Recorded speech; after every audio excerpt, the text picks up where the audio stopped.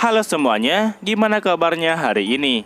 Semoga kabarnya baik-baik saja, diberikan kesehatan, dilancarkan rezekinya, dan dimudahkan segala urusan-urusannya. Dalam video kali ini, Mimin akan melanjutkan pembahasan alur cerita manhwa seorang player yang ngalamin regresi. Ini adalah alur cerita part ketiga dari manhwa kali ini. Jadi, bagi kalian yang belum menonton part sebelumnya, monggo silahkan ditonton terlebih dahulu. Oh iya, Mimin juga pengen ngucapin terima kasih banyak yang telah menunggu video-video baru dari Mimin.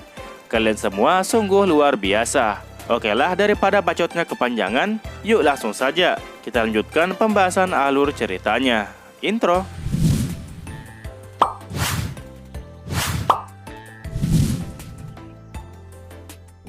Yunha memberikan pertanyaan kenapa mereka pergi ke rumah nenek. Sementara itu, Yunha di dalam hati mengatakan bahwa nenek yang mereka maksud di sini adalah nenek dari pihak sang ibu. Mengapa seperti itu? Itu karena sang ayah merupakan seorang yatim piatu. Jadi, Yunha dan Yunha hanya memiliki nenek dari pihak sang ibu saja. Sebelum Yunha diregresikan, dirinya telah tumbuh di bawah asuhan dari sang nenek. Dan itu terjadi setelah Yunha kehilangan keluarganya. Sang nenek selalu menjaga Yunha setiap saat.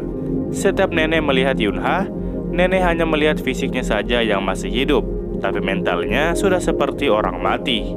Emosi dari Yunha menjadi hancur berantakan akibat dari insiden itu. Sang ayah kemudian menjawab pertanyaan dari Yunha, mengapa ia malah memilih untuk liburan ke rumah nenek. Itu karena mereka berempat tak pernah bepergian sama sekali dari kota Seoul dengan alasan banyak bahaya di luar sana. Tapi pada tahun ini semuanya bakal berbeda. Sang ayah sangat yakin semuanya bakal aman, karena pemerintah sendirilah yang menjamin bahwa mereka akan memperbaiki seluruh jalanan yang telah rusak. Yunha yang hanya dari tadi diam saja mulai memanggil ayah dan ibunya dengan lembut. Yunha bertanya kepada mereka berdua bahwa tak bisakah mereka bertemu nenek di lain waktu saja. Sang ayah dan ibu hanya diam sejenak sambil kebingungan. Sang ibu kemudian menghampiri Yunha dan mengatakan perihal karangan bunga yang telah ia lipat sebelumnya. Bukankah karangan bunga tersebut akan diberikan langsung oleh Yunha sendiri? Yunha tidak menyangkal perkataan dari sang ibu. Dia juga sebenarnya sangat ingin bertemu dengan nenek. Tetapi Yunha bersikeras mengatakan kalau mereka sebaiknya tidak pergi pada hari itu, melainkan mencari waktu yang lain. Perkataan yang Yunha katakan ini bukan hanya perkataan polos dari seorang anak kecil belaka, melainkan perkataan dari orang dewasa. Jadi Yunha sebaiknya mencoba bersikap seperti anak kecil di depan keluarganya, agar mereka tidak merasa curiga. Tak lama kemudian, Yunha mengatakan alasan kenapa mereka tak boleh pergi di hari itu. Karena saat ini, Hari Anak Sedunia akan segera tiba. Yunha berkata ia ingin pergi ke taman hiburan dan menaiki sesuatu di sana yang mereka sebut sebagai kapal bajak laut Viking. Dan Yunha juga sempat mendengar kalau taman hiburan tersebut ternyata tidak jauh dari rumah. Dan di sini, untungnya Yunha juga pengen pergi ke sana. Yunha juga ingin merasakan naik kapal bajak laut Viking itu. Mendengar alasan dari Yunha, dan Yunha juga rupanya ingin ikut, maka sang ayah pun memikirkan rencana itu kembali. Karena seingat dari sang ayah, Yunha dan juga Yunha tak pernah pergi ke taman hiburan sebelumnya. Sang ibu menambahkan bahwa mereka berdua juga menghindari bepergian ke tempat yang jauh karena bahaya serangan dari para monster. Bagi sang ayah, sepertinya pergi ke taman hiburan tidak menjadi masalah. Jadi sang ayah menanyakan pendapat ibu mengenai hal ini. Dan sang ibu sepertinya juga merasa setuju untuk pergi ke sana. Dan sang ibu juga memberikan sebuah saran agar mereka membawa kotak bekal makan siang saat pergi ke sana.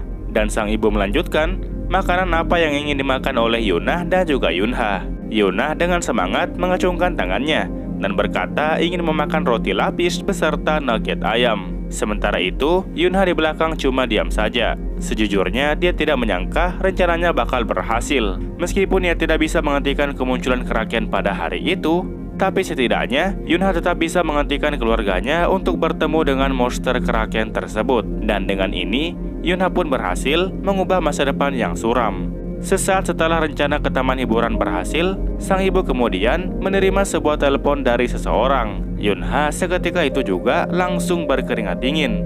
Melihat paras dari sang ibu yang seperti sedang panik, sang ayah dan Yunha pun bertanya perihal apa yang terjadi. Sang ibu rupanya menerima informasi dari rumah sakit bahwa sang nenek baru saja pingsan. Mendengar itu, Yunha merasa kalau itu tak mungkin, karena sebelum ia regresi, sang nenek nampaknya masih baik-baik saja. Itu pun sebelum Yunha berhasil diterima di Player Academy. Meski sang nenek tidak terlalu terluka atau apapun, tetapi tetap saja, sang ibu tetap merasa khawatir kepadanya, dan sang ibu tetap tak bisa membiarkan hal tersebut. Setidaknya, sang ibu harus pergi ke sana untuk melihat keadaan dari sang nenek secara langsung.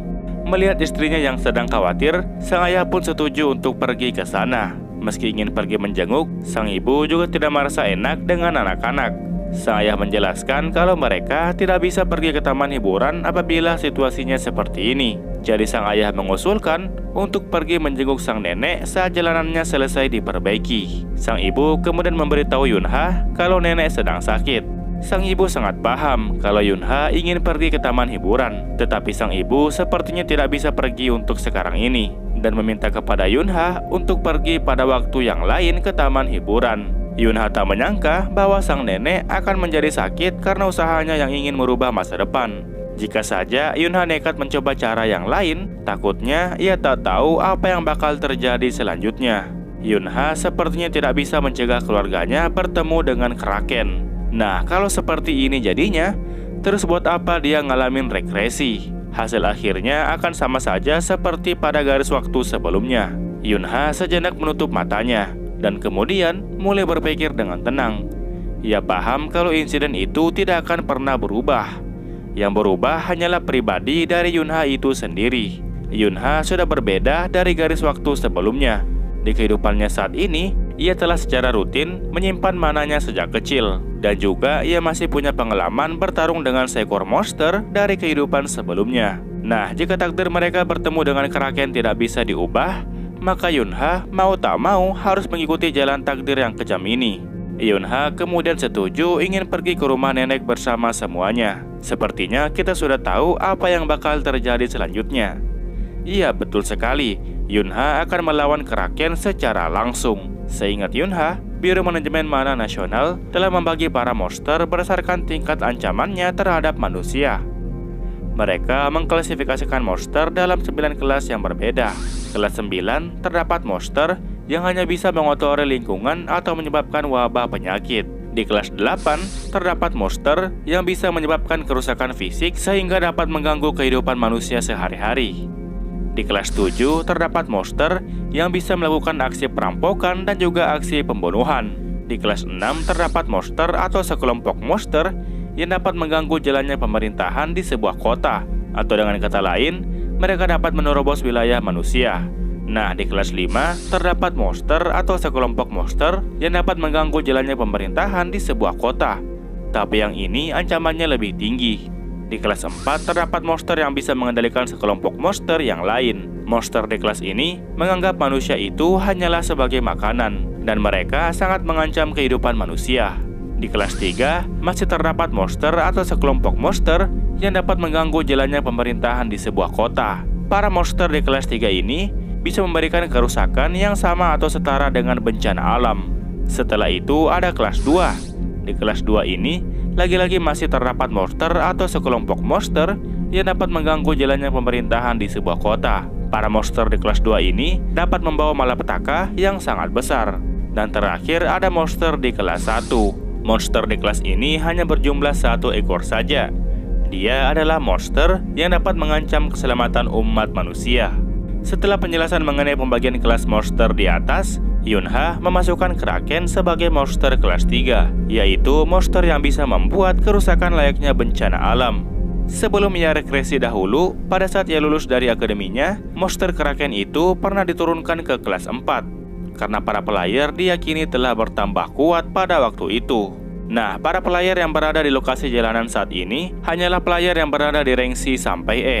Para player ini bahkan belum mencapai sebuah tingkatan di mana mereka bisa menghadapi monster Kraken yang sekelas bencana alam. Dan tentu, Yunha pun juga tahu bakal mustahil bisa mengalahkan Kraken dengan tubuhnya saat ini.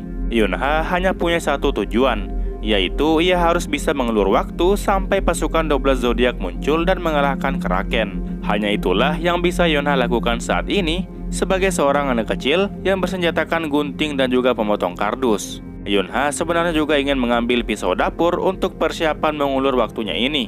Tetapi apabila ia melakukan hal tersebut, maka sang ibu pasti akan menyadari jika ada satu pisau yang telah hilang. Yonha tahu dengan alat gunting seperti ini bahkan bisa memberikan sedikit damage terhadap monster tersebut.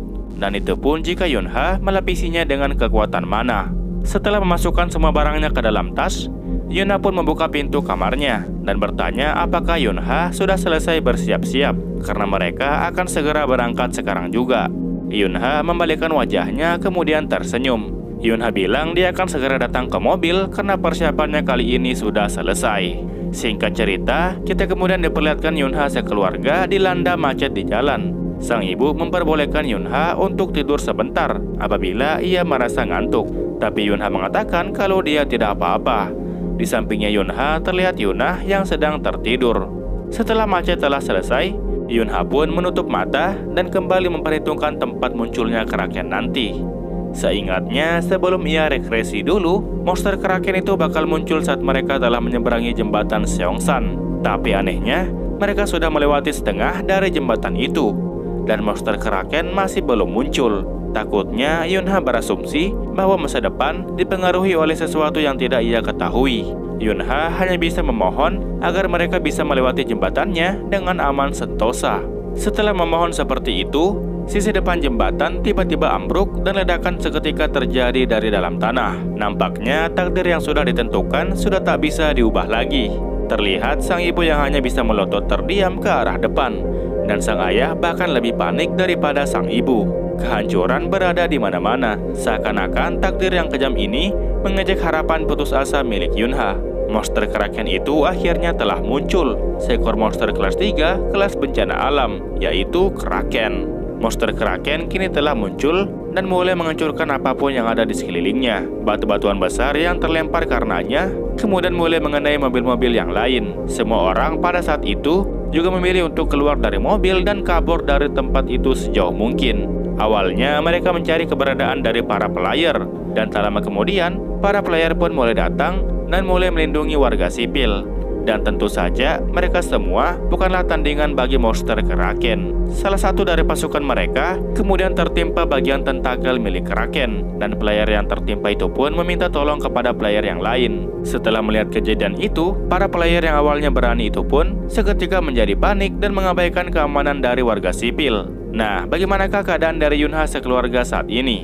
Mereka masih berdiam diri di dalam mobil. Sang ayah memberikan usulan bahwa sebaiknya mereka segera keluar dari mobil sekarang juga. Dan ayah meminta kepada semuanya untuk berhati-hati karena keadaannya yang sangat kacau. Sang ayah dengan mata yang tak punya harapan lagi meminta kepada kedua anaknya untuk percaya kepada dirinya. Sang ayah yakin bahwa mereka bisa dievakuasi dengan aman apabila mereka masih tetap bersikap tenang. Yonha tahu bahwa sang ayah saat ini sangatlah ketakutan. Sementara itu, sang ibu dengan keringat dingin meminta kepada kedua anaknya itu untuk tetap tenang dan perlahan keluar dari mobil. Sang ibu meyakinkan mereka berdua bahwa para player akan datang untuk melindungi. Setelah mereka berempat keluar dari mobil, Yonha pun mulai melihat keadaan sekitar. Setelah itu, ia kemudian tanpa sadar langsung terjatuh. Yonha merasa gemetaran dan tak bisa berdiri. Dengan berlinang air mata, Yonha memohon kepada tubuhnya sendiri agar bisa berdiri dan berjalan kembali. Sang ayah dan ibu tak mengatakan apapun saat melihat keadaan Yonha yang seperti itu. Sang ayah kemudian berlutut dan mengatakan akan menggendong Yonha. Untuk memastikan keadaan Yonha tidak sama, sang ayah pun menanyakan keadaan dari Yonha saat ini. Yonha dengan tegas mengatakan bahwa dia masih bisa berjalan. Setelah itu, salah satu anggota pasukan player kemudian membimbing Yonha beserta keluarganya untuk ikut bersamanya ke tempat evakuasi. Yonha tak menyangka bahwa para player pun ikut panik setelah melihat wujud Kraken yang berada di kelas 3. Tetapi berbeda dengan player yang sudah veteran, mereka berhasil berpikir dengan tenang dan memimpin proses evakuasi dengan baik. Meski begitu, Yonha berkata di dalam hati bahwa Kraken bukanlah masalah utamanya. Yonha dan sekeluarga harus segera keluar dari jembatan ini sebelum mereka tiba. Nah, siapakah mereka itu? Tak lama kemudian, player yang memimpin evakuasi di depan Yunha pun seketika diserang oleh makhluk yang tak diketahui. Melihat player yang memimpin evakuasi telah diserang, sang ayah dan Yunha pun kemudian berhenti berlari. Dan mereka berdua hanya bisa terkejut sambil terdiam. Sekelompok makhluk yang memiliki sirip di tangannya pun kemudian mulai berdatangan. Nah, mereka inilah yang dimaksud oleh Yunha sebelumnya. Sekelompok monster kelas 7 yang disebut dengan diver. Makhluk ini berasal dari air dan memantai manusia dengan cara membabi buta. Seluruh player di tempat itu pun tak sanggup untuk menghalau mereka. Seseorang yang telah diserang oleh diver ini kemudian mulai diberikan pertolongan pertama oleh seorang player veteran, dan ia membutuhkan seseorang yang bisa menggunakan sihir penyembuhan. Beruntung salah satu wanita yang berada di tempat itu, yang juga merupakan seorang player, mampu menggunakan sihir penyembuhan. Tetapi sebelum ia sampai kepada korban yang terluka, ia seketika terkena serangan tombak yang telah dilempar oleh para diver. Dan player veteran beserta korban itu pun akhirnya dikepung oleh para diver. Di lain sisi, Yunha sekeluarga sudah tak tahu mau pergi kemana. Kekacauan sudah sangat merajalela. Sang ayah kembali meyakinkan anak beserta istrinya bahwa ia akan selalu melindungi mereka. Mereka berdua diminta oleh sang ayah untuk lari ke depan dan jangan pernah menoleh ke arah belakang. Setelah itu, mereka bertiga pun mulai berlari dengan cepat. Saat ini, monster Kraken masih menghancurkan semua mobil yang ada di jalanan. Dan mobil yang telah dihancurkan itu kemudian ia lempar ke arah orang-orang yang sedang berlari. Yunha seketika berteriak kepada sang ayah untuk berhati-hati. Mobil yang telah hancur itu berjatuhan di mana-mana. Dan salah satu dari mobil yang terlempar itu mengenai satu mobil yang mengandung minyak bumi. Dan ledakan sudah tak bisa terhindarkan lagi. Jalanan di depan Yunha sekeluarga telah dikelilingi oleh api yang menyala-nyala. Para player yang masih berada di tempat itu bertanya satu sama lain tentang kapankah bantuan akan segera datang. Yang satu menjawab bahwa mereka harus bertahan sebisa mungkin sampai bala bantuan tiba, karena kejadiannya baru terjadi beberapa menit yang lalu. Yunha tahu bahwa bantuan yang dimaksud adalah bantuan dari 12 zodiak.